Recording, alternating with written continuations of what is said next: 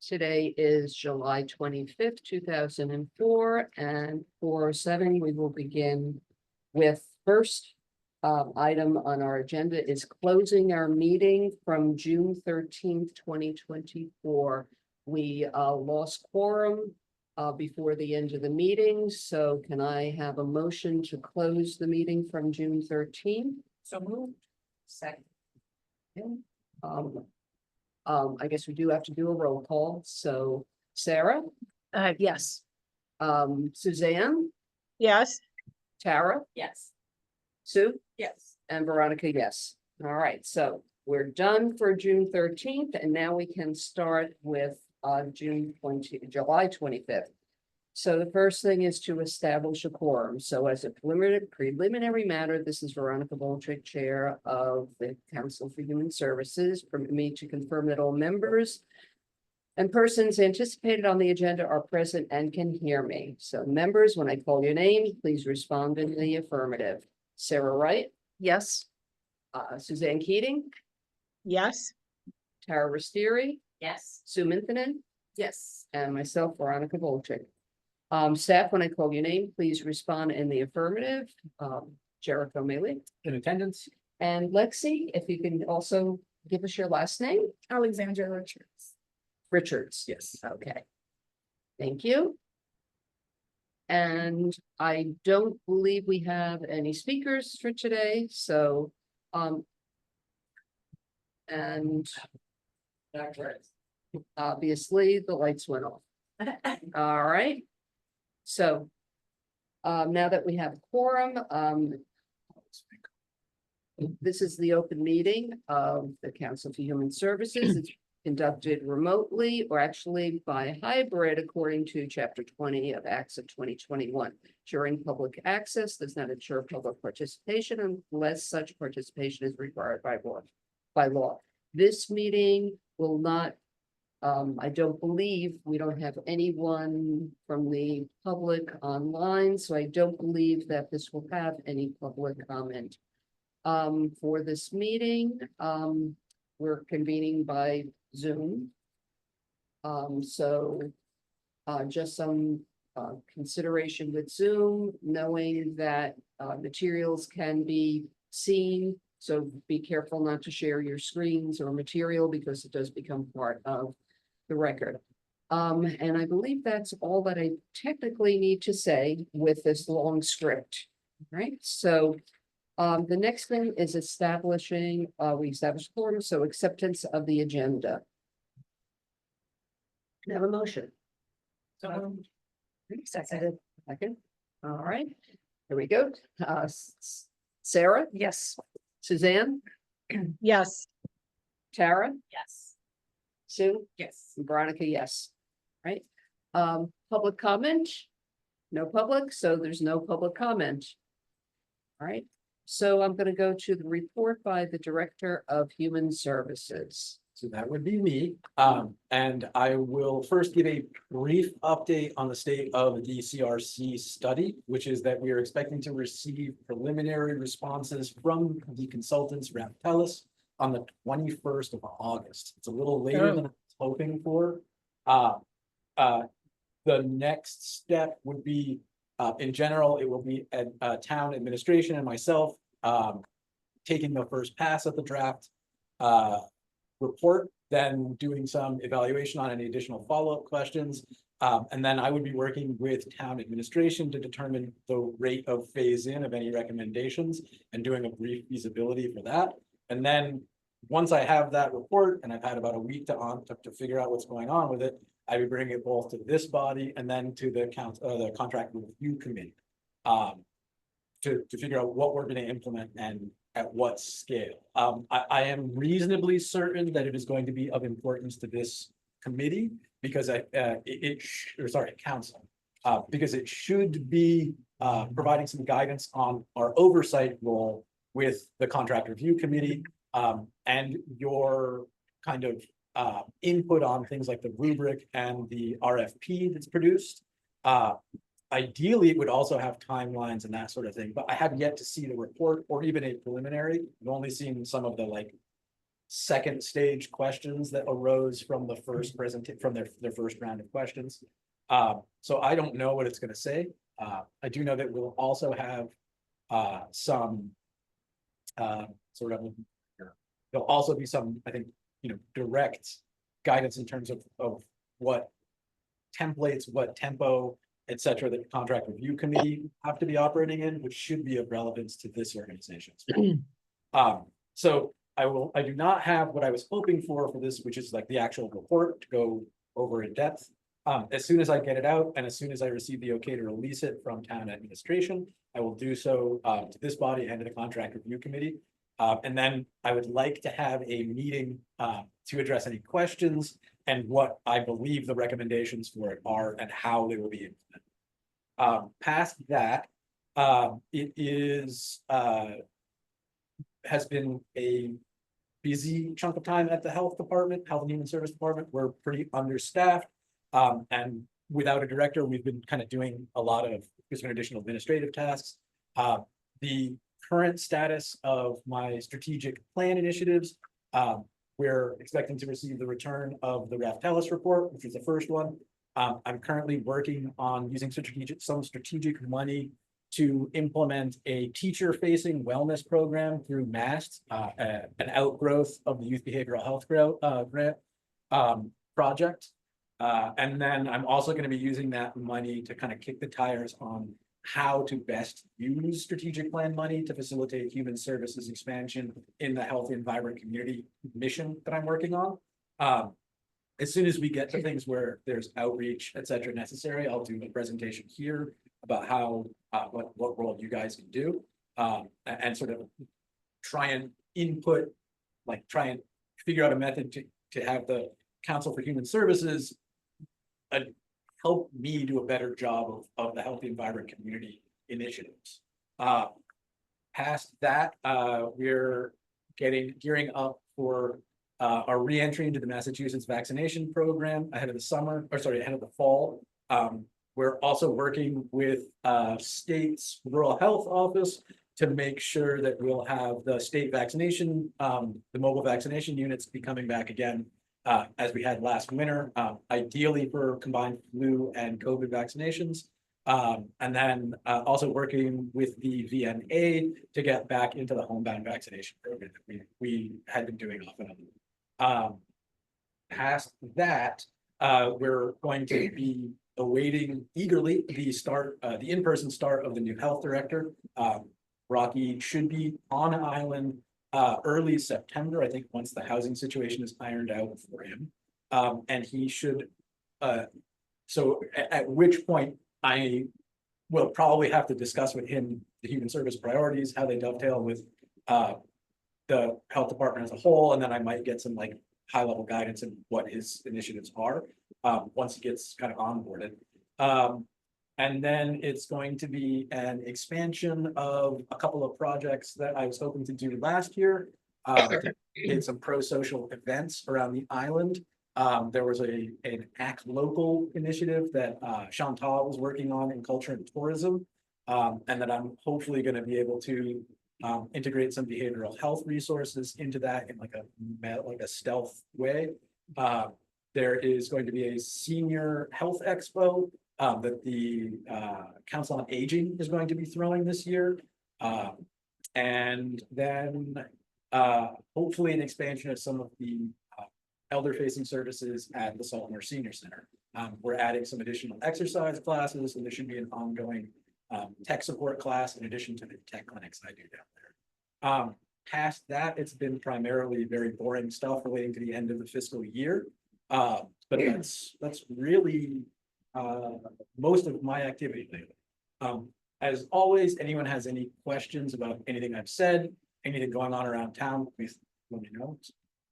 COVID? So last time I checked, we now have a we're part of the Public Health Excellence Group, which is a municipal Georgia health collaborative that worked out. We now have a full-time epidemiologist focusing in respiratory disease, who has been doing monitoring for us in addition, assisting us with contact tracing and doing a variety of other sort of epidemiological research for us. We also have our wastewater sampling. We had a minor spike that was almost certainly associated with population fluctuations around the turnover 2 or 3 weeks ago. The last 2 or 3 sampling cycles showed no significant change on a population level. These are usually leading indicators. We also, it was down in terms of respiratory disease admissions to both ED and then for positivity, like directly reported clinical testing. So it looks like there is more COVID around, but not more per capita. There's no significant increase in wastewater levels as of the last sampling 2 or 3 weeks ago. And that's really the best I can do on that. Statewide, it's been pretty flat, or not to be nothing outside of what's expected from population and travel variation. But I do want to check in with our epidemiologist again, because there's been nothing to be concerned about, but anytime there's a big population turnover and anecdotally COVID exposures, it's something I always just reach out. Those were originally weekly updates. The severity level dropped low enough that the epidemiologist went to bi-weekly, and if that path continues, probably like once or twice over the month of August. So as best I can say, not particularly out of the ordinary. There has been an increase in just general respiratory disease, not associated with or not clinically identified with COVID, but I think it's just the summer cold and then just turnover. Anything else? The new public health director, he goes by Rocky. He does Rocky Miramonte. Say the last name. Miramontes. Miramontes. Although I may have butchered the pronunciation of that. Okay, because his first name is Roque, but And he that goes is by pronounced Rocky. That's pronounced Rocky? Okay, perfect. Yeah, he's a CDC epidemiologist with a focus in respiratory disease and tuberculosis best practices. Also a physician assistant. Yeah. So, he really does have a quite robust package. I know I am very much looking forward to working with him because his fields of specialty are exactly 3 things that I have ongoing projects for. So I couldn't have asked for a better hire in this context. Wonderful. Yeah. After he gets his feet wet, I would like to invite him to come to our meeting. Oh, yeah. Because even though we are human services, everything is so intertwined and, between COVID and tick-borne illnesses and, our big check things, mental health and of course, probably skin cancer is up there too. Yes, The, those are I think those are what we've identified as the big 3 for public health risks Right. on the island. And I expect that he will be doing the full tour. I also expect it'll take him 6 months to kind of get orientated at least. But I think meeting different boards should be among the first things that he does.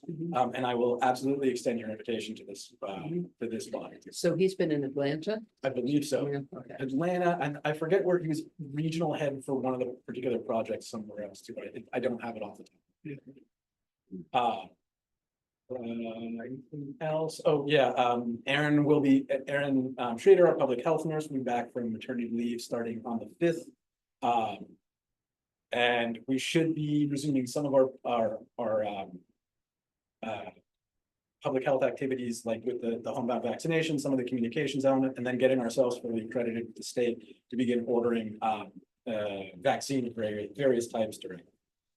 Additionally, I'll be rescheduling and posting all of the monthly QPR projects, as well as trying to schedule some direct QPR reach outs. I think even the hospital was looking to get some people trained up in QPR and then doing some vocationally based QPR trainings. And there was a couple of other projects that we were trying to work out with Cape Cod Community College. They have a training center in place there to do some professional trainings for people on the island. I believe there was a mental health first aid course, which is a proper 8-hour long step or two up from QPR.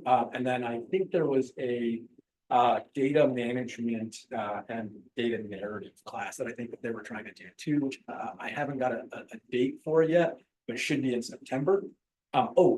Also September is going to have a variety of community solutions for behavioral health and Fairlands events. There's going to be a public speaker, a couple of focus groups, and there was another event which is escaping me. I'll pass along that information shortly. And sorry. I'm also restarting the Health and Human Services social media accounts. They tie directly into the AC Cares scheduling calendar and allow for automated posting of the regular events that should be in there. And then we're going to be going wide with the AC Cares / Network of Cares program. Hopefully it will be live and operating and ready to intake event data as well as get updated service directory, to get the service directory fully updated as of September. So when Rosemary presented and showed the calendar at the Healthy Community Club, people were so excited about that calendar. And I'm gonna be like, I'm gonna be trying to or I'm gonna be trying to build in participation with any public events on that calendar through our contract review committee grant agreements. I'm also gonna be trying to, maybe not mandate, but strongly encourage like a tight network of social media sharing. And then actually Lexi's gonna be helping, Lexi and Heather from environmental health are gonna be helping me make sure that there's some plenty of like health and human service related content on that. I think that's good. Question, and maybe not exactly me for you, but sort of, why is there no blood donors? No. Good, hunt that one. We all have That's Lyme. Yeah, I know that I was not allowed to donate blood for quite a long time. I don't know if that's lapsed or not, but No, they wouldn't take my blood in Hyannis either. yeah, It's, Because you live on Nantucket? yeah. Yep, Lyme because of disease, Lyme disease. It's basically though, it's a good question, Tara. I've talked to the manager of the lab. It's basically cheaper to send blood here than it is to collect it. And yeah. So I asked, I'm like, where does our blood supply? It's all over. Yeah. Yeah. Well, I also have few medical doses, so I have high blood iron, so I have to donate it, so I have to keep going off iron. Yeah. Yeah, although, okay, that's a good point. I'm gonna, You know, I guess bringing a blood mobile over here. It- I know that it's there's just actually slowly- someone. it's been tried. Yeah, it's Yeah. been done. I There's a know. woman that I met at Great Harbor who's on the national board of the Red Cross, and she said she's trying to get ferry space to Mhm. get the van here. August. Wow, okay. I mean, a lot of people. Yeah, I just heard something about that, I think, and I will follow up with this group. Okay. Sorry, can I, so there is a restriction on donation from people at high Lyme incidence rates, or was that just one of those like old, like those kind of like? I do. I mean, like, yeah, I have to do it every, going through the questionnaire, I don't know if it would change. There's no longer any questions related to Bloodborne illnesses. Yeah. Maybe, Really? is, and, you know, from cancers, I HIV. know that it was one for a while, but that would be like from the 90s to the early Yeah, two I don't thousands. think it's a question. Then I might be able to donate blood again. A lot of things have changed, tattoos, and, you know, Right, a lot of because you this used to have your travel going back, Yeah. whatever, and I know they would scrutinize that. diagnostic testing has greatly include in Yeah. like costs, so it might be more of like they're capable of just doing screening, but I'm not sure. Don't know. You know, it would make sense to have a couple events during the summer because I find that our year-round and our seasonal people are all very generous and community-minded and giving, and it seems like it should be a natural Yeah. thing to have. So, Especially in this, when our population is bigger, there's enough people that might fill Yeah. slots for a day. We can see Right. right, and someone who may not think about it if they're working or whatever, but if they're here for a few weeks and it's like, oh, look, I can do that. I've got free time today. It's raining. We're not going to the beach. They all come to the Right at the library. beach. Yes, yeah. Can you explain the mask thing again that you were talking? Oh, so, we had a request through the Community Fund for Nantucket, for some teacher-based, support for health and wellness, more or less. Okay, so Uh, for the public school teachers. This would be for any school teacher. Okay, And it's gonna be done through MAST. The principal there, not principal, the primary there. Is a lady named Sue who's tightly connected with the school. She goes in there and she works with Andrew Selly, Mhm. who also is at the school, and the methodology is essentially a similar sort of wellness meditation, kind of evidence-based approach to stress and wellness management. The implementation would be available to any teacher or school administrator on the island. It would be funded through a combination of strategic funds. The strategic fund, this is a way for me to test the financial mechanisms around that, using that money and any issues that may arise in that. And then it's a combination of strategic fund money and then some of the rural health money, that, this is the final year of the contract on. So, we'll hopefully be getting that going pending, admin approval. Starting September, it would be going, the outreach would be done by MAST in the schools as well as, in both public and private schools. And then there would be separate, classes for teachers and for administrators. I think the best practices on that was that administrator and teacher sharing class would have some difficulty. There might be some complications around like just needing to compartmentalize those two sections. And then I'm also gonna try and get, start and stop self-assessment data, just to see if it matches up with the self-reporting from the youth version of it. And then we'll have a nice chunk of data to see if this is a program that should go to like regular standing operation, or if there's another way to fund it once we get this sort of trial year. That's sort of gonna be the approach that I'm gonna take with as many things as I can, which is that once we get done with this internal human services review, once our grant structure is modernized and kind of made more transparent, we'll then use that plus these smaller experiments to demonstrate that we need additional funding, that there's both additional need for funding and that there's additional uses for funding that allow us to deliver new, interesting, or effective services that they wouldn't otherwise have here. So that's kind of like, I'm gonna try and trialing things, taking what I learned from that to support a municipal grant, and then perhaps taking what we learned from that to seek additional external funding from non-municipal sources.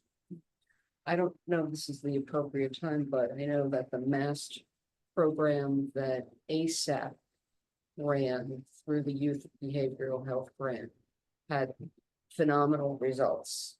And they were hoping to be able to continue with other funding that they would be able to put together. But it would be wonderful to be able to open that and offer to find money to continue to run that So I with those results. spoke to Elise about this, Elise Norton from ASAP, who is the one of the representatives doing this program for the Youth Behavioral Health Grant. About continuing that using rural health money, using exactly the same template, just to not leave any kids stranded. I need to see a scope for it to figure out how much funding it'd be. It's gonna be significantly less than what the behavioral health grant had to allot for it, just because I don't have as many funds in this grant account. And if we maintain participation levels, if the self-reporting and attendance stays high, I would be asking them to submit a grant for fiscal year 26 through the contract review committees. Between the two programs, we will have had significantly more trial time and measures of efficacy than we've had for most of our programs. So it should be a pretty solid transition from this sort of experimental version to like steady state. Right, because it's sort of the youth behavioral health grants were out of, they were out of sync with the regular cycle, so that money just finished the same time on July or June 30th. But they, I don't believe, were aware that they should have in arrears been applying back last November for this year, because they were just getting rolling with that, so hopefully we can be all in sync. Yeah, exactly. That's sort of where the bridge funding from the rural health or potentially strategic fund comes in.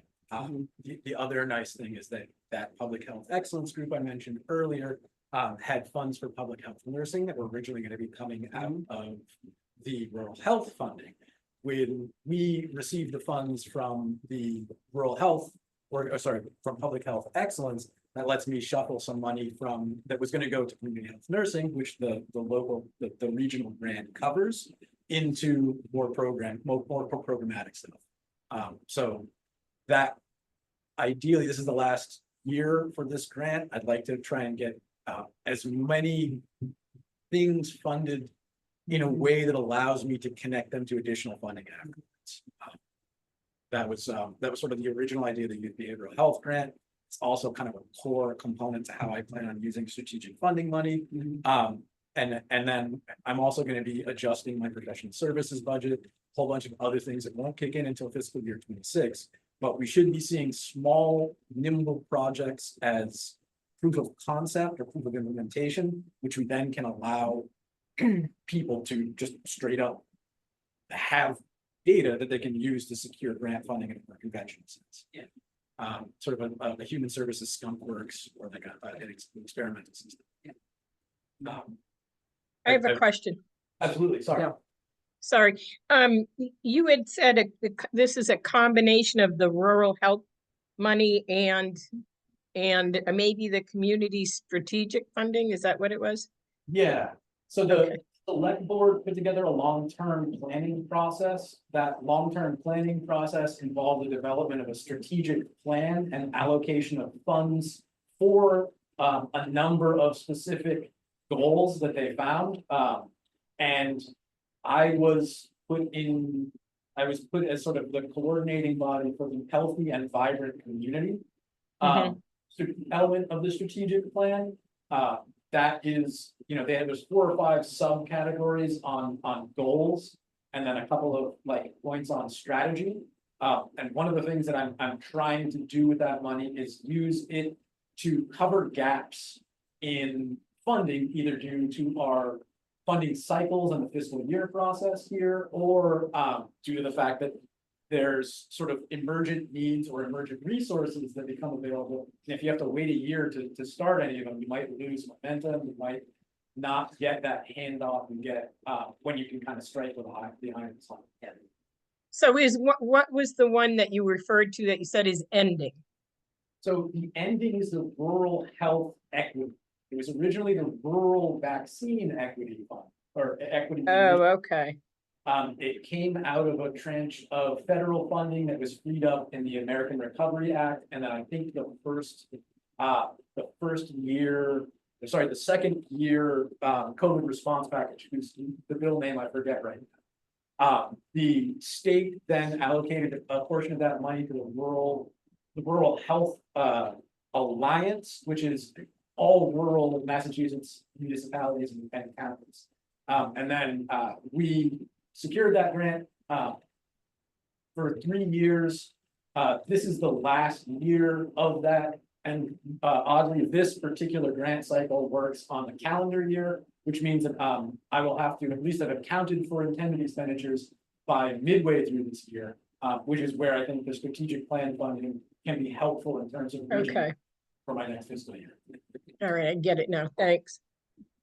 Is that in any way renewable funding, like No, just that, ending with COVID? yeah, Yeah. it was allocated in, I think, fiscal year 21. They managed to make it so that it is reasonably easy to use in terms of justification and reporting. With the idea of basically having it be a demonstrator. I mean, it was initially made to assist paying for vaccination in rural areas that did not have sufficient local vaccinators. With the increase in the state's mobile vaccination process, it was freed up to be a little bit more flexible in its use. And it's coordinated through this, like the Rural Health Alliance. It's just, they're awesome guys. They're based out of the Berkshires. Ezekiel's the contact there, and they do kind of ongoing rural health collaborative meetings, sort of like a rural statewide version of the health collaborative meetings they have here. Great. And I think they're doing a conference shortly or in September as well. I can't remember exactly, but no, they've been like, it's been very helpful and like just a great way to test out theories and things. Sorry, I think I talked a lot there. But you had a lot of information. By the way, I clarify for the American Red Cross, those with Lyme disease are eligible to donate if they've been treated and are no longer experiencing symptoms. Wonderful. Awesome. Okay.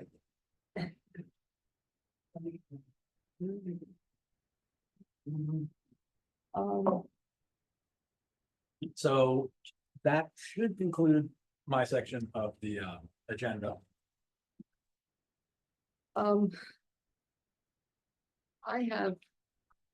I guess I'm trying to wrap my head around between the Rectalis report that we will get. And I know we keep talking about, riding the bike, we're changing the wheels while we're riding the bike, whatever, so. I'm looking of how are we going to request more money? And I guess we have to be patient in that respect until we have a revised or a new process Yeah. going forth. And the way I look at that, it probably won't be for 2027. No, wait, we're now 2025, so 2020. No, 26. 26 is what's happening, what'll happen in the next couple of months. So 2027, Wow. is there any way to Expedite that process. expedite? Because that's a long Or way is off. there a process in which, once there is an activated change or recommendation that it can be implemented, that it, we can So implement it? If we get a system in place for this year, can we ask this year, Right. like, hey, we've Have made a all larger this award. change, Right. can we So hope for more next year? that is something that would have to be discussed with FinCom. And it would Mhm. need to be satisfied, that we would need to satisfy the finance committee that Yeah. our processes have improved. And that we are better able to allocate and report on the like the grant funding we currently have. I think that we got a fairly firm commitment from at least the chair of the select board at the presentation in early June, Mhm. that should we enact and implement some of these, and should the needs assessment that is also coming out of the strategic plan funding for the same time period, should those things happen, we could request additional funding. Depending on when those things happen, and depending on the level of granularity that they want. It is not impossible that we can ask for an increase in funding and potentially receive it in fiscal year 26. I phrase it as it is not impossible because I believe it is unlikely because we will, I would say the best case on this is that we have a smooth, clear, and effective grant allocation cycle this fall. If we get to the point in the decision where there is the allocation process comes to fruition and it's been smooth sailing, we may be able to request additional funding to increase the number of awards we have. So I would, and this is me speaking for both Right, yeah, FinCom right. and the finance Right, department on yeah, this, so I right. can give you no assessment of how accurate that is. Right. But I think that they are willing to use a carrot on here for us. And if we have compelling proposals that Right. say like, well, how could we not? I mean, like, do you have 50 grand? Come Right. on. This is Right. gonna be one of those situations where it will, if we have a bunch of very good programs, especially those that have empirical or other support for their efficacy. Then we should be able to use that, assuming that the process is going smoothly, to request additional funding. As far as I'm aware of, we will have the 650 for human services spending. We will have the 175 for substance misuse funds, although the funding source for that is now different. Right. Additionally, there is. I would not be in support of any more out of cycle grant allocations. Agreed. It stressed the system very badly. Mhm. It added a great deal of complication and confusion for the providers. And I don't believe it will lead to sustainable results. Unless a lot more work is put in for the bridge portion, which is I don't think an efficient use of staff time or tax. Yeah, well, I'm here just thinking of the youth behavioral health folks. We have to make sure that we do outreach to make them aware that the money is also accessible for them, because I think that the way that we did this, we typically were just getting mostly adult type programs. And this was a special thing just for kids. So I don't think that they're even aware that they can put in a grant for the regular cycle. So we need to make sure that we do lots of outreach, because there are great programs and there's a great need. And even if we don't have access to more money, we have to really be considerate of all of the community that way.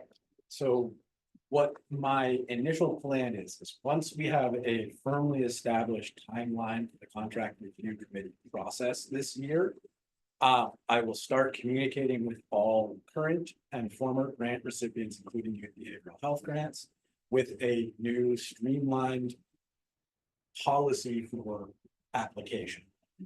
One that will be a little easier for them to navigate with some suggested use paths, like depending on whether or not the recommendation comes back quick enough for this to happen, a letter of intent stage where the committee can determine whether or not this is something that needs a full RFP. Right. Exactly. So that kind of thing is going to be dependent upon the recommendations of Rep. Telus and the time in which it takes us to onboard and implement.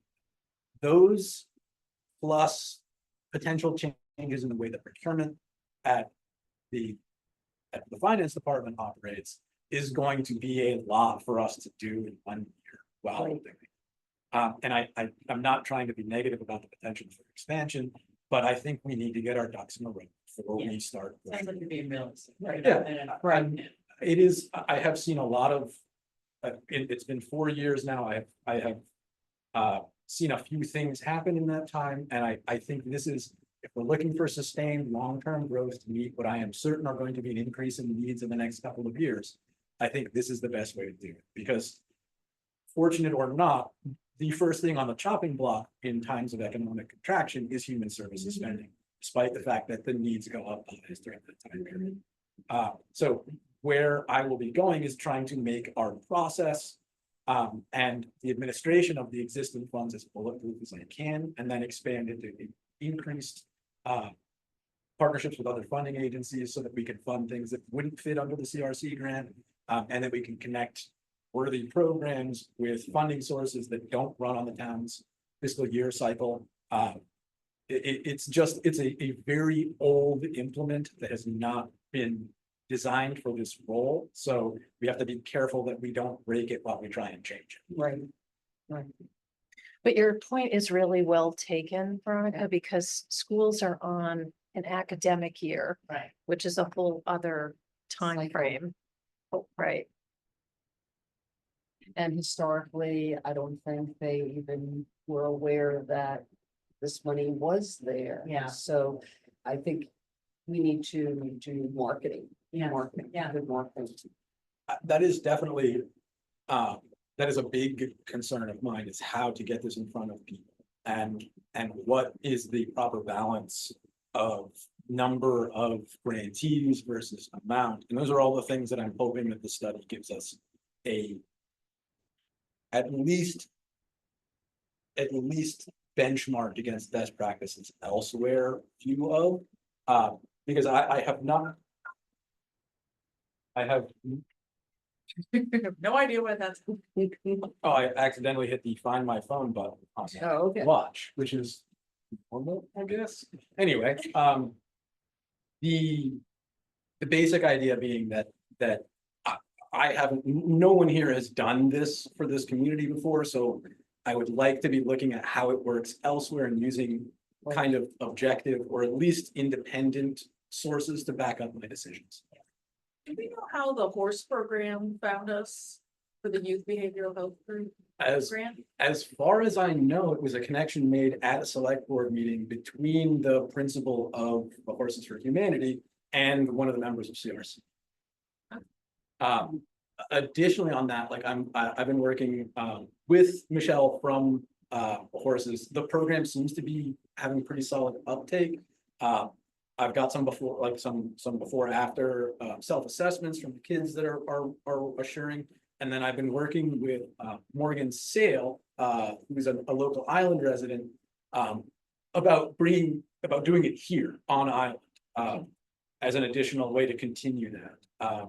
We're currently negotiating some liability issues around hosting it on any of the facilities here on the island, but it's possible that will be a continual ongoing program here.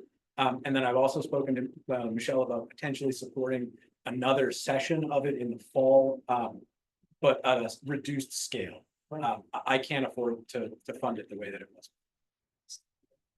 Exactly. You said something about when needs get great in other areas, human services seems to be on the chopping block. I guess that gives me chills, and it just means that we need to needs assessment, data, etc., because this need is great. And I know that we've got PFAS, we've got more than enough housing, et cetera, et cetera, et cetera. We know we have lots of needs, but the health of the community has a lot to do with the emotional health of the community. Well, and don't forget, I mean, the human services funding and both human services and substance misuse funding is not just behavioral health. There's a lot of primary health. There's a lot of economic support that happens there. Right. A healthy and well functioning population is an economic benefit in and of itself, in addition to it being a moral value and Right. and a good. Healthy, vibrant You know, community. yeah. Right. Yeah, I mean, we've got organizations handling, Maslow's basic needs, like Right, food, shelter, like that's right. just the basics. We have a lot of struggles with. Shelter. Shelter, yeah, well, shelter. Yeah, yeah. So I guess this is a good segue into continue our review of CHS mission and CRC process, which we actually have just been discussing. Yeah. And I know when we ended last time, I'm gonna go back to Tara, you were talking about Greenwich. Yeah. Because, as Jericho just said, you know, we don't have to necessarily reinvent the wheel on everything, so, and the one thing that we were talking about is in Greenwich, the way that you're structured. Can you explain that a little bit? In terms of the way that the board does, Right. it's the board that does the evaluation, we break up into groups and basically create. You know, it's a combination essentially between what we do here and what CRC does, and it's all under one umbrella. And so, you know, it's a divide and conquer kind of thing, the process is the same for everybody.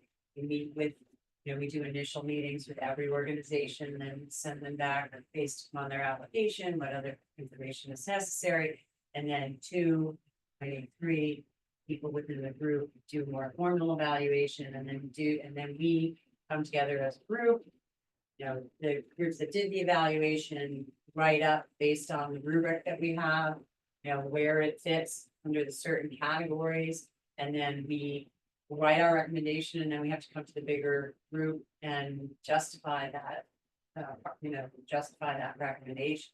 We have a minimum, obviously the same, as long as it meets within the, you know, the 4-pillar mission. And, you know, but it is a time consuming process, but it keeps all the members of the board actively involved with all of the organizations, and I think I think the process really works, and we actually find, I've had situations where, for example, the head of United Way comes to me and says, well, how come I can't how come I can't ask you guys for money? And I said, well, first of all, you were raising funds to give out organizations, and it doesn't work that way. You can't dip into us and then charge the town for certain services. It doesn't. So we have the ability to be that intimate with all, you know, with the organizations and know that as a board. So it's, the way we do it is way more integrated between the two. Meaning the council and the CRC bodies one. are one. They're one. There's some limitations on that approach based on how, not the structurally, but how the bodies are configured here. To my understanding, fundamentally altering the relationship between CHS and CRC would require a town meeting level change in the charter. All these are charter. Right. Mission statements and reporting structures remain more or less. There is flexibility in mission statements and on how to implement the mission statement. There would need, for a very simple example, is the requirements to serve on the boards are different. You cannot, there are people who can serve on CHS, but not on contract review committee. Right. Yeah. Right.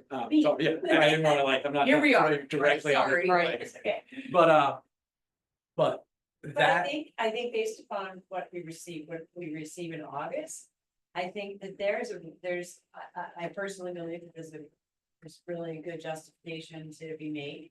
And I don't feel like we would not have a good rationale for doing it, that we can convince the community that there's really solid foundation. You don't even, so this is actually a return to the way that it The was, intent, right, the way right. that, and for a significant period of the contract review committee funding's history, there was a much closer participation between the oversight organization, quote unquote, which is CHS, and the actual evaluators, which would be the contract review committee.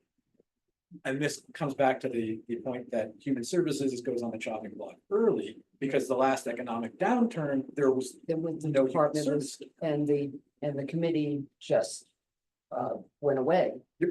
And wasn't brought back until probably 2019 or so. It was back in operation when I started this position, but I Right, think but not only by long- like not- 6 or 9 months. Right. Talking about the CRC No, Veronica, or the just council, Council for Human council, Services. The yeah. CRC continued That continued, throughout, Right. but the CHS collapsed. and that that- makes sense. There's, That- that probably was a great breeding ground for Yeah, the You should- independent nature of the CRC. yeah. Chopping, you mean? Yeah, so, even more of why we need to get this done. We have the mission printed out Mhm. and, I think everyone has looked at it and I think that it's all here. It's Yeah. all Mhm. within It you. is. There's nothing, It's right there's there. nothing that needs, I don't think, to be changed. We just need to implement. Yeah, all of which this. is my point at the end of the, we Yeah. have it here, the template is there, but we're not actually following it. Right. And we have justification to revert what the mission is, so I don't see like this being like a crazy stuff. But really, what I think, and I'll volunteer this, is that the ideal role of this organization when it comes to the contract review committee is in priority setting, rubric design, and RFPs. The way that the contract review committee is structured is that its job is to meet for 4 to 5 months to evaluate and provide recommendations to FinCom. And then do some due diligence around the invoicing and reporting. I think that the way that we operationalize the mission statement for oversight, the oversight role, is that there are quarterly reports from CRC to CHS by the two standing members who do it, by the chair, whoever the logistics of that work out. I don't think it needs to be a fixed person, but that there is a level of feedback between the Council for Human Services here and the evaluators, which really should be grant evaluators. They should be evaluating specific grant proposals to provide specific services with clear evaluation and feedback mechanisms, so that a agency will get you'll get a better and better and better proposal for better and better and better programming, with clear and consistent feedback, both from us and from the grant evaluators. But it sounds like there has been some serious disconnect. Yeah. Recently, so I agree with everyone here in the strongest possible terms, like I think we want to rebuild and reconnect and revert and. Well, I think the way that I just look at it from the interactions I had and listening and going back, is that the CRC thinks they're here. That we're here, right? And it's, That's not the way. No, Not the way it's Right. written, but it was, Right, but because And we because did I not understand exist, it we happened, didn't yeah, exist, they yeah. went on and it's a necessary role that they played 100%. without the integration into what we are, what we should be doing. And so, and yeah, there are definitely seated members on that committee, like Right. CRC committee. right, On that committee who don't want the expanded responsibilities that they have been juggled. Right. So it's just and pulling it back in. Yeah. but also people going in need to understand the expectations. And I think what happened when we did a new grant cycle, people sign up for a committee, agree to sit, knowing that my work is gonna be between this and Right. here. And all of a sudden, we said, well, no, it's gonna go all year long, and unfortunately, Nantucket's no different than any community. I think that there's a group of people and everyone just shuffles up and you're working on all these different things and people are stretched to a limit. Yeah. Which leads me to, another subject here, but we have an open seat here and we Right. need to find someone to fill that open seat. There, last night, at the select board, they just, they did have another cycle and they announced, there were a few committees that were also lacking. And they did announce that there were no applicants for the one open seat in Human Services, so we need to shake the trees. And- Someone expressed interest to me, Veronica. Okay, The other question is whether you go back, look at, when I basically went to see, there were 5 people that were applying at the same time, so I wonder. When you go back and I can and you to tap the, you might not realize this, Right. but there is now. and that just reminded me of something else. There is something that, and I think it's Erica Yeah, the that talent did that, the bank. talent bank, because that's actually, right, there is, I don't know if you can find it on the website, but the reason why I found out is I had expressed interest and it was out of cycle, and I was told, oh, go on and fill out this application for a talent bank. And someone in town hall has this file of people who expressed interest, and it's Yeah. basically a rough, not even a resume that you're. Yeah, no, but it it was like tells a you, Google form or something. Yeah, it wasn't and it crazy. basically, what are you interested, what have Yeah. you done, et cetera, that maybe we can weed through those. I think that's actually how I am.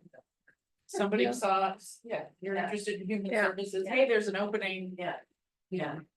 When I think a big chunk of this organization's role is going to be not just getting people. There should be this should be the most representative board. Right. And the contract review committee must also be representative of people who are using the Oh, resources that yes. they have. So- Suzanne? Yeah, Yeah. I'm really trying to get this.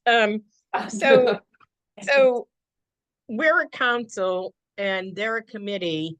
And we're supposed to be giving input to them so they can make decisions about who gets the money. But Yes. I understand there was a lapse and then the CHS, who we are, went beneath the radar. And now we're trying to come back and complete our mission. But is the CRC in any way not compliant with us? Or are they waiting for us to help them out? Or what's going on? Yes. Yeah, please. The CRC is not they are doing. At least their responsibilities, if not more. Okay, And they are not looking to the CHS for any information, and as of yet, we have not given them any direction. Right. but isn't that our role? And who came up with the idea that we needed a CHS? So, And wouldn't this take away some of all the things that they have to do if we were doing our mission? it does. Yeah, It does, it So- puts more responsibility here and dedication. And then they can or- we present to them and then they decide where the funds go. Well, Right, so they will, the historical perspective on this is that both the CHS and the CRC were created in Schuylkill roughly, if not the same year, then within a year or two. By article at town meeting, I believe as the result of a best practices study. On how to deploy human services. So this predates my time working for the town by quite a while, but there was a period of time where we were funding and allocating money where it was a group. It was a team organization where there would be priorities that were set by the council. In cooperation with the then Human Service Director. And that those were then translated to the evaluation or the recommendations that the contract review committee would render. The sum power of the contract review committee is to offer non-binding recommendations to finance committee for adoption in Article 9 and to do some diligence around reporting and invoice. The issue is that it is a lot of work for an organization, and they have done a lot of non-standard work in the sense of adding an additional grant cycle There's been big turnovers in both membership and staff. And then 30 years of change in how grants are administered and the technology to do office. So what I see the role is that when you are too close to a grant analysis, you're unable to see how the grant system as a whole functions. And you're unable to see how your changes to the grant system are affecting service delivery, because you're too close to the nitty-gritty on what a particular program is doing. What the splitting of the two roles does is it makes the contract review committee job much more manageable, because that's a much more granular job. You're digging through grant requests, you're looking at profit and loss. You're asking questions about how service delivery is going, and there has developed an antagonistic relationship between organizations requesting funding and then the funding going out.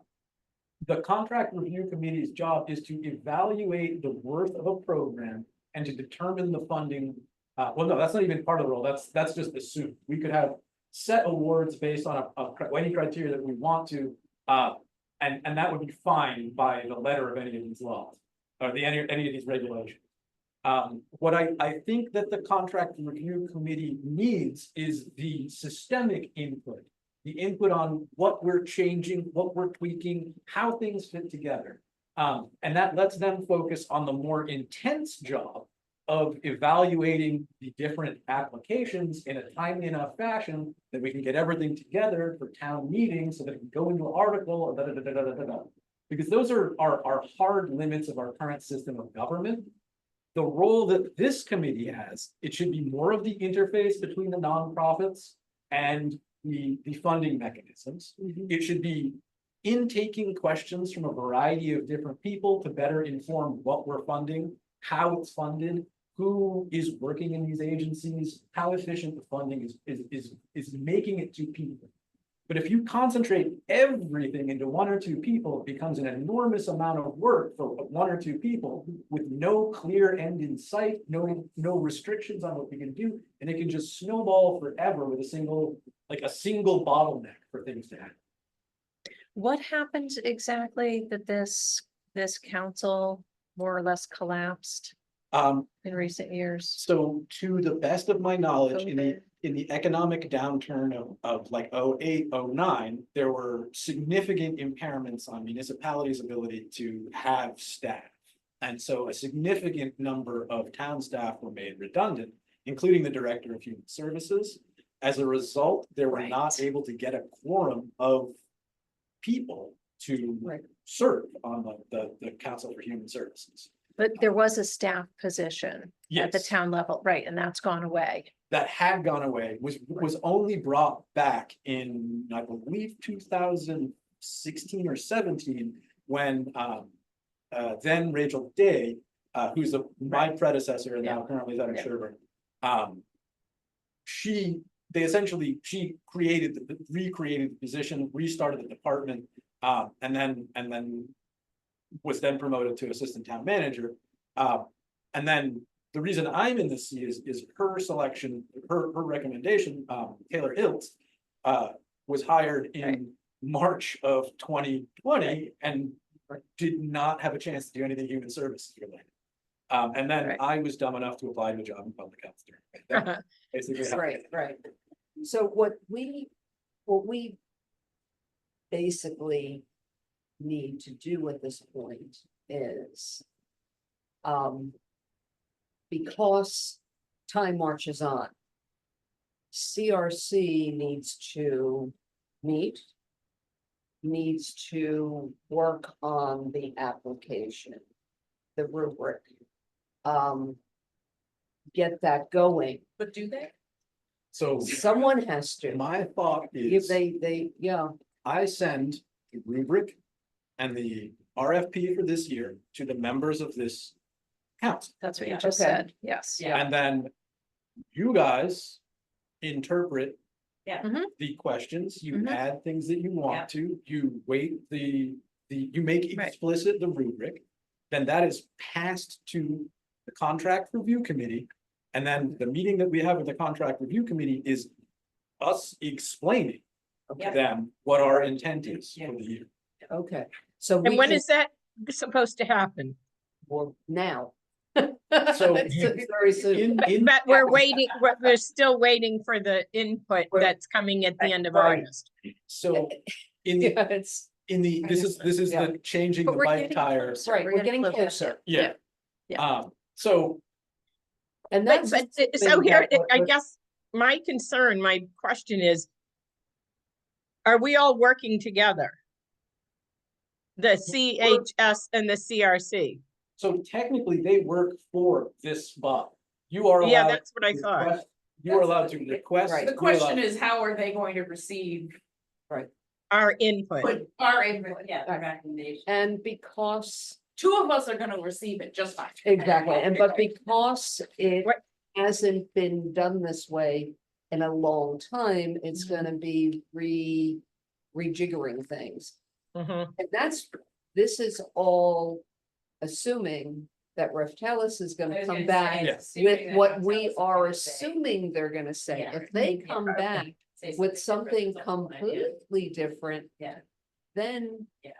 We've got another Yeah, okay. issue. So Um, my. Oh, sorry. What did Sue Minton just mean by saying there are two of us?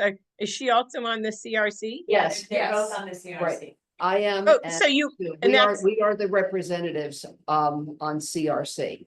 So the oh, okay, got it. Right. CRC is made up of a number of ex officio positions. There's one from the Nantucket Planning and Economic Development Council. There is a FinCom member Right. by statute. Then there are two members of the contract of the the Council for CHS. Human Services that sit on board it. The Right. remainder of the members being at large.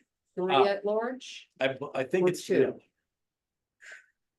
Linda. Linda, no, It's Dorothy, Linda, Dorothy and John. So So three, it's so three. there's three at large members, yes. my And John was just reappointed Reappointed. as an at large And I member. have not heard back from Bert. I should check to see, because he did express that he may not return, which means I need to request an additional member from NPDC. Okay, Uh, and what my understanding is Joanna was requested, well, she was asked if she wanted to continue. And I believe the last I spoke to her that she has agreed to do it, but yeah, under duress, under duress, So- and it's because we need to, Tighten it up. yeah, So my current, and I think we are over our allotted time or our estimated time for this meeting. just Yes. as a, Yeah. So I'll keep this very brief. My current timeline is as follows. This year, I intend to change the request for proposals as little as possible. There's enough else going on with implementation. So what I intend to do is I intend to share it with you guys. I intend to get your critiques on the rubric primarily, because that was the part last year that was most ambiguous to people who used it. You guys should think about what your intent and what your idea of the needs is and how that is expressed through the rubric. What programming will get stored like this? And then my timeline is I will be giving the nonprofits extra time. Typically, we give them 2 weeks to write a grant proposal, and we do not communicate transparently when those 2 weeks are. So I would like to give a month's notice with some ability for office hours to explain changes in the policy, changes in how the application will go. Can I suggest that one of the things that we did one evening of having everyone who responded to it and to go through the process instead of having to have you to meet with every single organization individually. I definitely You intend, may not get them all that night, but at least you could get maybe like work afternoon or whatever. But you could get at least a key, group, and then you have to deal with the others. there are some legal restrictions on how we have to post it. It Yeah. has to be posted, Right. the RFP must be posted at the media of record, which is the Mirror for X Right. time. But if the assuming it takes us no extra time to tweak the RFP and onboard the recommendations of Raftellus, we would be ready to release the RFP no sooner than the first week or two of September. I will really kind of make a point of it being in 3 to 4 weeks of time to prepare and write, which means that we would only be able to begin evaluating the proposals in early October. If we have a tighter interview process with pre-lodged questions, a lot of the things that we're planning on doing, that means that we could potentially get the meeting sorted out and the evaluation and recommendation portion done by, I will say optimistically, mid-November. And we then can deliver our recommendations to FinCom well ahead of the requirement to get things together in for town meeting next year. That seems, Optimistic? no, that's unrealistic. No, I'm just looking, I don't think that's the time frame this could be done in. I'm thinking, we have typically, at least the last few years, it's been in January. It's January, and last- to cut that, move that back 2 months, and where we are, it's not gonna So happen, last year, we had a whole additional grant cycle. right? I think that It should be doable. we did the human services and substance misuse section in about A month, a month. yeah. This would Yeah, give because we us started late on 3 that. months. Which I think is still optimistic, and I'm still expecting it to go into early December before we make our recommendations. But the timeline I'm gonna shoot for is that we are wrapping up with that process. Not like, I'm gonna, now, 3rd or 4th week of November. By Thanksgiving. Yeah, I mean, I'm just thinking, even just having nonprofit, the applicants holding dates on their calendar instead of being called the day before Right, and saying, you Right. have time tomorrow to do, like, right. Yeah, as an applicant. And this goes back Yeah. before you even, Yeah. like, Right. it's just, Right, it's been nonsense, and it's like, no, these are the dates we're interviewing. End of story. that's the way we. There- Right. You can pick those dates Exactly. tomorrow if you want. Yeah, right. Does this council ever meet more, or has it ever met more frequently? the council typically once a month, there's nothing, There's nothing saying That we you can't can't. meet, right? Yeah, to Right. get things kind of Right. back on I track. think I mean, that's I'm the willing, linchpin I'm of this able, too. if, Yeah, just FYI. I mean, to my knowledge, or to my, Workshop the rubric or something. Mhm. well, and then you guys also can be participating as observers in the CRC process. Yes. Mhm. You can ask for monthly updates from Mhm. CRC as to how things are going. Mhm. Like that they answer to this committee, whether they like it or not. Yeah. And I have made this point in contract review committee meetings repeatedly. It is a significant misappropriation of staff time and resources to run it the way that it has. It is also not fair to nonprofits and does not get us the best proposals or the best program. And the question I wonder, and honestly, I haven't read all the town bylaws, I confess that here, but I do wonder what the bylaws say specific to how things have been flipped around. Like, my concern is that something is really awry. Or it has been for, like, let's call it a blameless event, but we're Yeah. trying to get it back on track. But they're not, why would the CRC answer questions that we're not posing either? Yeah. You know, so Oh, yeah, absolutely. It's, Right. it's on us. That's not now realistic, to- yeah. Right. To Okay, insert Exactly. ourselves back in. okay, from I the, agree. from the perspective Yeah. of the contract review committee, they have been doing this alone for a really long time. right. There was only them doing. Yeah. it's understandable. They had to do what they had to do to keep the program going. Because if they had not been able to get it quorum together for Right. CRC, that money doesn't get allocated. Exactly. So we need to start with thanking them for. Yeah. Right. Yes, So- I agree. I Right, exactly, appreciate but all we the don't wanna work they've done, cast but aspersion on what's happened, because it's Exactly. like time, it had to happen. But now it's time to get back to, a more, I can't say- Collaborative work. Right, intentional way. Yes, thank you. Right. It's exactly the And word. it's Like, sustainable, right? Yes, I think, as someone who just did 1 year with 2 cycles thrown into Right. it, where we made, Right. where we were building the bicycle as we were driving that Right. first one, like, right, that was a lot. right. So- And because and I one don't, of- one of- and the people were grumpy. Yeah, one of the questions that, and this is coming from doing 2 years of CRC. There are always applications that are program based. So it's an activity and whatever. And then we get applications that are more what I consider administrative, operational. Grants for organizations versus grants for programs. Mhm. type. Exactly. Yeah. And it's very difficult from just reviewing all this without parameters, where, Yeah. and it becomes, where this that's council has to where set we parameters. have struggled Yeah. because who are we to say, that should happen and that should happen?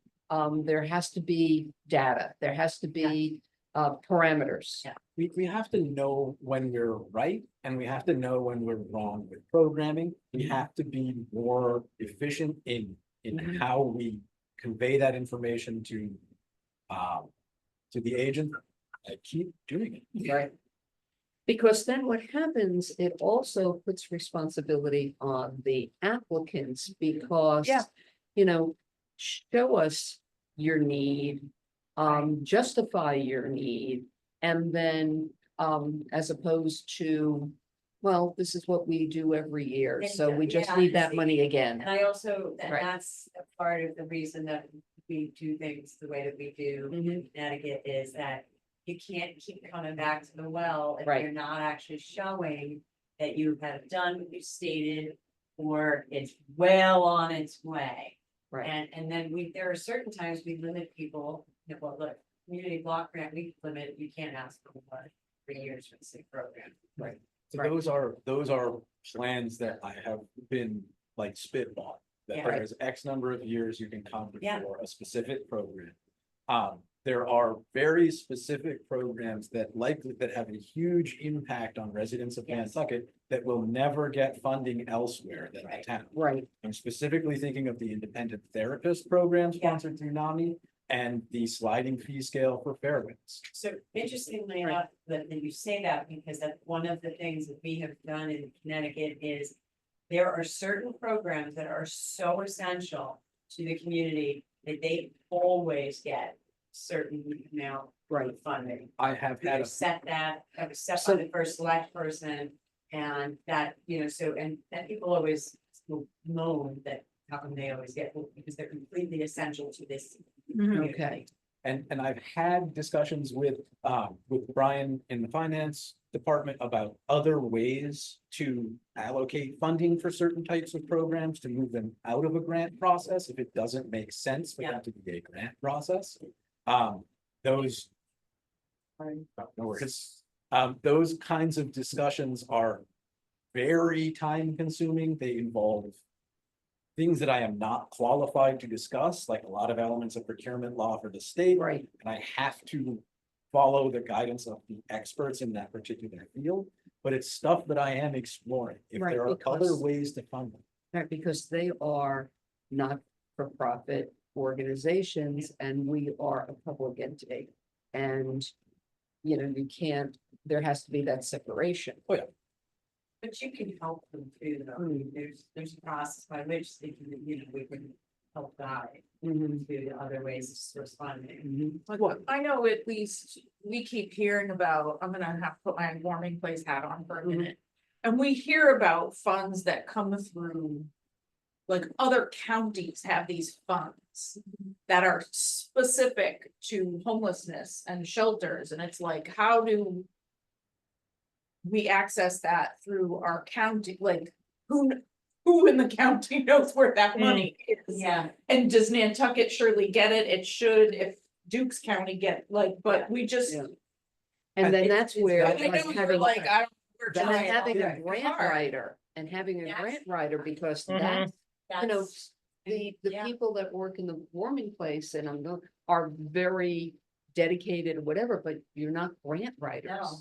And It's- even knowing how to We're not even access, employed. right? And, I mean- and that's something that we need to, like, that's something that almost every community struggles with. Yeah. It's, when we talk about it all the time, God, if we only had a grant writer, God, if we only had. a one, grant writer." and the unfortunate truth is, and I don't wanna belabor this point, because I think this should essentially be an ongoing agenda Yes. item from now on. We Yes. talk about this every time we meet from now on. But essentially you know, the unfortunate truth is that if the town of Nantucket as an entity got a grant writer, the majority of their time is not gonna be spent on human services. No. Right. Projects. No. Resiliency and, I had a What do you think meeting. about? What did you say? oh, DPW projects. Or Republic. Yeah, and- Coastal. Coastal Resilience, Oh, resiliency. coastal resilient, yeah. got it. Or. Like I said, our needs are great. Our needs Well, are tremendous. I mentioned this in a meeting, we had, the town hired a new project manager, which is a project version of what the grant writer or grant office would do. And I was in the meeting to stand in for help, and also because like I'm doing more stuff like this and it's of interest to me to know what's going on. But my entire operating, not just my grant or project, fits inside a single one of the projects from any of the other departments that this town has. Wow. My 3 years of my operating budget plus the grant budget is one building on Nantucket. So we have to be able to nimbly and efficiently connect people to funding in a way that allows services to be delivered. If we can be the initial investor in certain things when we're not limited by procurement law, for example, if we can be partnering with private philanthropy in order to direct people to more temporally effective funding sources so that they don't have, our grant ran out in the summer, it's gonna be till next June before we get any money. Like, those kinds of opportunities are things we need to work on. We need to be more of a collaborative agency in terms of collaborating with the nonprofits and with other philanthropy sources. But the staff position, Jerica, Project. that Taylor was last in, that Rachel was in, that historic, so that, right, so that's just that FTE or that line item it just evaporated. It's So- never coming back, is that? No, That's what that's it me. is. They- That's- No, that's him. So it Yeah. went away. Yeah, It went away in 2000. but it's a different title. Well, so I'm still technically the I think. director of human services, but what happened is that human services was a separate department. at Right, it cabinet level. collapsed. It It collapsed. was, and then so Or when merged. they restarted, initially they restarted with, as a freestanding department. And then they rolled it into health and human services. Yes, okay. So technically, I sit in a different spot on the org Right. chart. I also have a different responsibility set because I'm also deputy health director. Right, I'm also a health agent in a way that the Right. previous one wasn't, and I'm also doing overseeing of community and environmental health. Or community health, not environmental, right, in a way that my predecessor did not. right. So what I'm saying is, it's not like the town is advertising to fill just the human services Yeah. staff role. Okay, I am Okay. looking to be hiring, I want, in my budget, for my budget for fiscal year 26, I am going to request for an additional full-time employee to focus primarily on behavioral health coordination and on nonprofit relations. Okay. Whether or not that goes in, what the specifics of the position are, I do not know. Okay. But I am going to make a very strong case that I'm the only person that the town of Nantucket directly employs to oversee behavioral health on Nantucket. And I That's our love biggest myself. problem. Yeah, and I love myself, but like, that's more work than I've got, you know? You can do that times 5. And like, here's the other thing is that I am responsible for Veterans Affairs, which is That's currently an unfilled position. Right, Right. as we. I am responsible for Senior Services.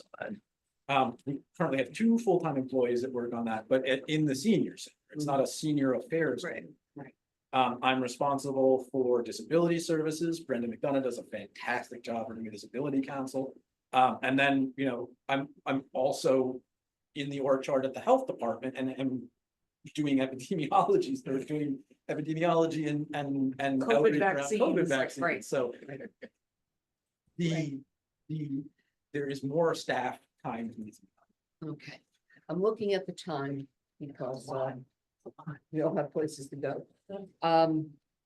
So just back to this, so we should meet in the next 2 weeks, if we can. And,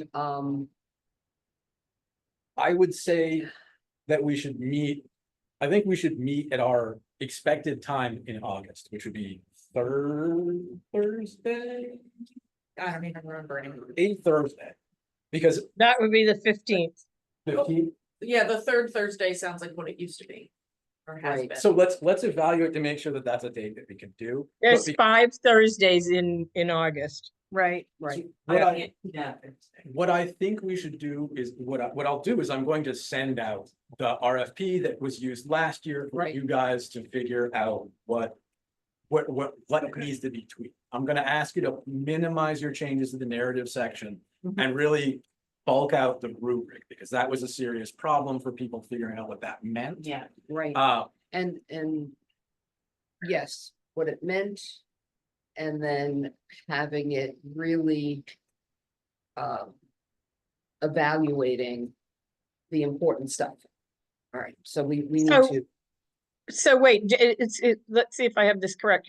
Jericho's gonna send something to us that we need to talk about before the next meeting. right, Need to look Right. at. So can we get together as a group to sit around a table and go over this? That would be. it would have to be a that would be meeting. great. Oh, that would be a unless- meeting? Unless it's a small group, Or it's below deliberation, below the two or fewer members, but what I think we should do is we should have our meeting. On one of the Thursdays that work for people in Mhm. August, so that we're all on the same page to discuss the RFP, which I'll send out tomorrow or the next day. Oh, okay, and maybe in preparation for that. okay. We should read through the application and the existing rubric that you'll send, right. and then we work it through as a group, At the Yeah. meeting. right? So is Okay, the got it. 8th possible? 8th, like, I can The do 8th? The 8th is okay for me, and I will be That's- remote, but Yeah. that's certainly So fine. you're certainly gonna try for the I'll 8th. file. That we're, I'm off island, but the 8th is good, actually. The only one that's not good is next Thursday, That's the first. the 1st, so the 8th, any of those Thursdays are good if it's at the end of the day like this. Someone just said the 8th wasn't good for them.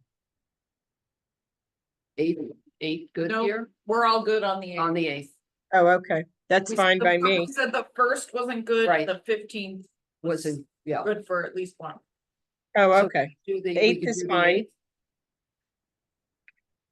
Right, so we'll do August 8th. Do we want to look at, just pick a date for the next meeting then after that? Do Yeah. you think that So we I should, have been requested by Erica to try and keep it to a consistent, at least one consistent day a month. Thursdays are specifically very busy for these, Really? difficult to request. We can have an additional day as necessary, but I have been asked to keep To keep it it- as close to a consistent monthly meeting as possible. Right. As like our standard. right, Obviously, we're gonna be flexible, like we can be flexible with that, we can add additional dates as necessary, but. That was something that she did ask me and then give a pointed stare afterwards, so. so 4 o'clock on Thursday, but it should be a consistent week also, If possible, yes. right? I think that we have sufficient work to do on just looking through the RFP and rubric and then having a discussion about it that then can be turned into a revision of it.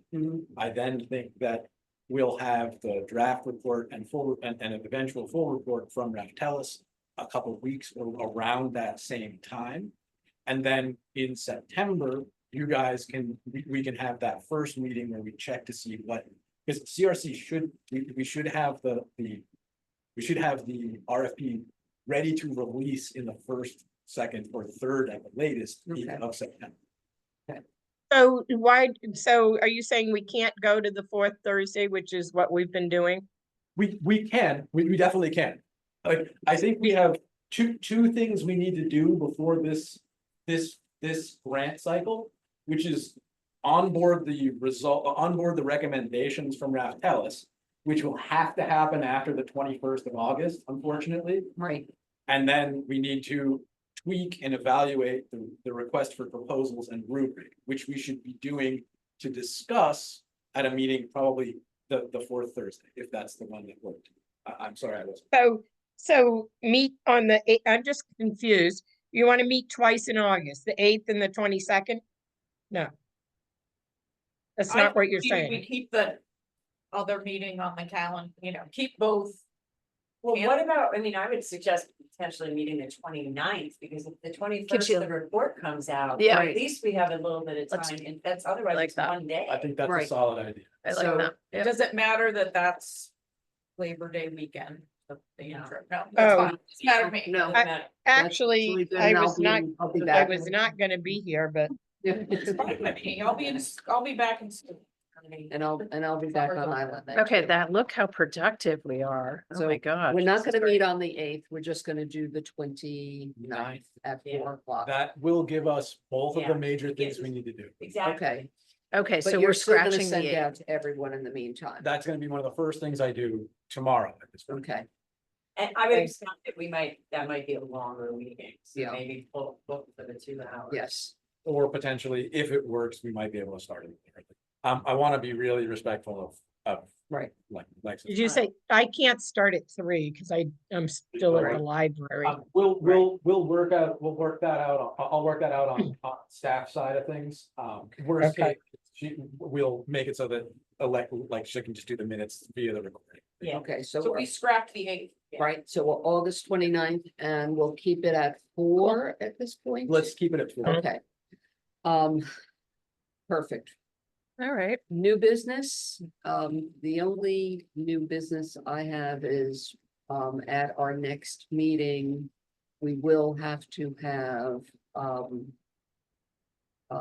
election of chair, vice chair, and then also, Sue and I, if that's Oh, who, yeah. reappointed to CRC. Yeah. So that has to be as part of the agenda next month. Any other new business? I have a question. Yes, This lovely lady sitting to the neck to your, I'm dyslexic as I'll get Oh, on. I I'm don't sorry. know her. Oh, do oh, we not? even- yes. She must not have been on when that. Oh. Oh, yeah. that's right, I'm Our sorry, I'm apologies. sorry. Jericho, I'll let you do the introduction here. This is Tamika's replacement. Tamika moved up to the public health coordinator. We just now have managed to fill her position. This is Alexandria Richards, who prefers Lexa. Lexi. Lexi. I keep doing that. Yeah. And is Lexi. she's on our CHS? She No, is a no, no. staff No, no. member. Yeah. She's an employee. Yep, she's one of the. Oh, got it. Yes, Hi, and hi, she's- Lexi. She's taking notes here, and hopefully we can have some minutes to approve, et cetera. and Yeah, that's gonna the be- goal. Okay, got it. That's gonna be the Thank you. plan going. We do still have a forum, and I do want to not forget to end this. meeting. Yes, yes, exactly, so Make a motion. can have a motion to Motion adjourn, Adjourn. Second. Seconded. okay. Sarah, Aye. Suzanne, Hi. Tara, Aye. Sue, Aye. and I. So, Aye, aye, aye. Aye, aye. All right, have a good night, All right. everybody. Thank you. All right. Thanks, Suzanne. Okay, Thanks. feel Jericho. better. No, Yeah. yeah, I'm a lot better. I just didn't want to come coughing. Okay, All right, guys, you did great. thank you very much, everyone. All right.